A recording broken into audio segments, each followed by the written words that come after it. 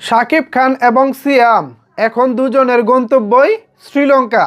একজন যাচ্ছেন রাক্ষস নিয়ে, আরেকজন যাচ্ছেন প্রিন্স নিয়ে। যথারীতি শাকিব খান অভিনয় করছেন প্রিন্সে এবং রাক্ষসে অভিনয় করছেন সিয়াম। কিন্তু কাকতালীয়ভাবে এখন এই দুই সিনেমার শুটিংই হবে শ্রীলঙ্কাতে। এখন আমি যে বিষয়টাতে ভয় পাচ্ছি সেটা হলো শ্রীলঙ্কা দেশটা ছোট, তাদের লোকেশনটাও লিমিটেড। এখন এই লোকেশন, একই লোকেশনে যদি দুই সিনেমার শুটিং হয় তাহলে তো ব্যাপারটা আসলে কেমন জানি জমতেছে না।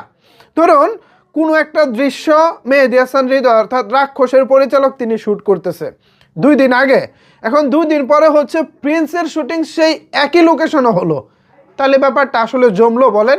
নিশ্চয়ই জমলো না। সো এই দিক থেকে আমি দুই পরিচালকের কাছে রিকোয়েস্ট করব, আপনারা দুজনই যখন শ্রীলঙ্কাতে আছেন, দুইটাই বাংলাদেশি সিনেমা এবং দুইটাই আগামী রোজার ঈদে রিলিজ পাবে। সো সেই জায়গা থেকে আমি বলবো দুই পরিচালক একটা টেবিলে বসেন, কার শুটিং লোকেশন কোথায় হবে এটা আগে আপনারা জেনে নেন। এক্ষেত্রে দুইটা সিনেমার লোকেশন, দুইটা সিনেমার নির্মাণ সত্যি ভিন্ন রকম মনে হবে। এখন একই লোকেশনে হতে পারে সংলাপ কিংবা গল্প ভিন্ন, বাট একই লোকেশনে যখন শ্যুট হবে এবং একই ঈদে যখন দুটি ছবি রিলিজ পাবে তখন নিশ্চয়ই সেই ছবিগুলো দেখতে একটা থেকে আরেকটা ব্যতিক্রম মনে হবে না। কিছু কিছু ক্ষেত্রে মনে হতে পারে আরে একই সিনেমা একই জায়গায় দুজন শ্যুট করেছে মানে কি, দর্শকও একটু দ্বিধাদ্বন্দ্বে পড়ে যাবে এবং দর্শকও ছবিটা দেখে এনজয় করবে না। সো সেই জায়গা থেকে পরিচালক আবু হায়াত মাহমুদ এবং মেহেদী হাসান হৃদয় দুইজনের একই টেবিলে বসা উচিত। তাদের শ্রীলঙ্কাটাকে 2 জোনে ভাগ করে নেওয়া উচিত। 2টা জোন হবে, একটি জোনে কাজ করবে প্রিন্স, অন্য একটি জোনে কাজ করবে রাক্ষস, তাহলেই ব্যাপারটা জমে যাবে। এখন যদি লোকেশন সিমিলার হয়ে যায় তাহলে কিন্তু আবার বড় বিপদ। আমি যেটা বোঝাতে চাচ্ছি সেটা হচ্ছে চিত্রনাট্য কোথায় কোথায় শ্যুট হবে, গল্পের প্রয়োজনে কোন কোন সিকোয়েন্সে কোন কোন লোকেশনে শ্যুট হবে, এইটা আসলে পরিচালক নিশ্চয়ই ভালো জানেন। সো এই বিষয়টা যদি সমন্বয় করা যায়, আই থিঙ্ক বিষয়টা আমাদের দর্শকদের জন্য ভালো হবে।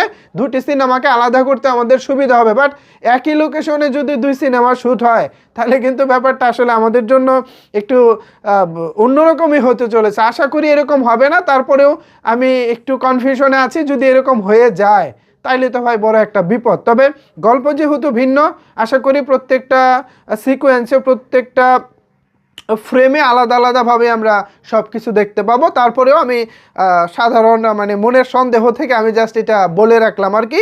2 সিনেমার জন্য শুভকামনা রইল। আশা করি শ্রীলঙ্কার অদেখা কিছু লোকেশন আমরা 2 সিনেমার মাধ্যমেই দেখতে পাবো।